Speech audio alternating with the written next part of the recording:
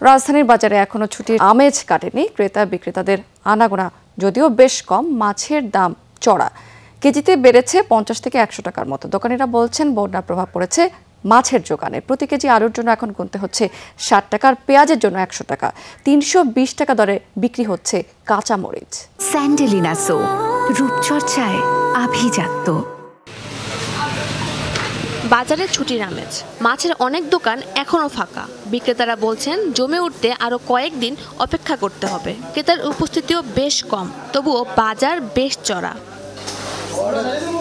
কোরবানির ঈদের পর মাছের চাহিদা বাড়ে, আর এই সুযোগ নিচ্ছেন দোকানিরা। বলছেন বন্যার প্রভাব পড়েছে যোগানে। রুই কাতল বিক্রি হচ্ছে 400 থেকে 500 টাকা দরে। ছোট মাছের দরও হাঁকা হচ্ছে 500 টাকা কেজিতে।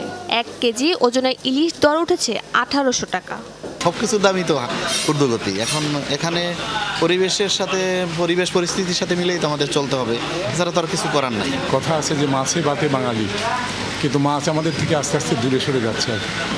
মাছ এখন বিদেশিদের কাছে প্রিয়, আমাদের কাছে অপ্রিয়। মাছের এখন আমদানি খুব কম, দেশ গ্রামে বেচা কিনে ভালো, এর জন্য কম পাঠাইলে পাইকার বেশি এখানে, এর জন্য দামটা বেশি। প্লাবনের অজুহাতে কাঁচামরিচের দাম আরও 1 দফা বেড়ে বিক্রি হচ্ছে 320 টাকা কেজিতে। পেঁয়াজের দর এখনও শতকের ঘরে, অর্ধশতক পার হয়েছে আলুর দর। 40 থেকে 60 টাকায় বিক্রি হচ্ছে লেবুর হালি।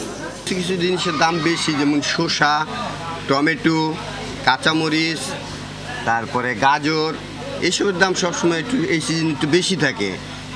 কারণ হচ্ছে যে সিজন শেষ। সকালে ঘুমতে উঠতে হয় একটা টেনশন নিয়ে যে বাজারে গিয়ে আমি আমার ক্রয় ক্ষমতার ভিতরে আমি কিছু কিনতে পারবো না, মন মতো কিনতে পারবো না। আমার পরিবারের চাহিদা মেটাতে আমার জন্য খুব হিমশিম খাইতে হয়। দাম বাড়ার তালিকায় শক্ত অবস্থানে আছে শসা সহ সালাদ সামগ্রীর দাম। শাজদিন অন্তরা, যমুনা নিউজ, ঢাকা।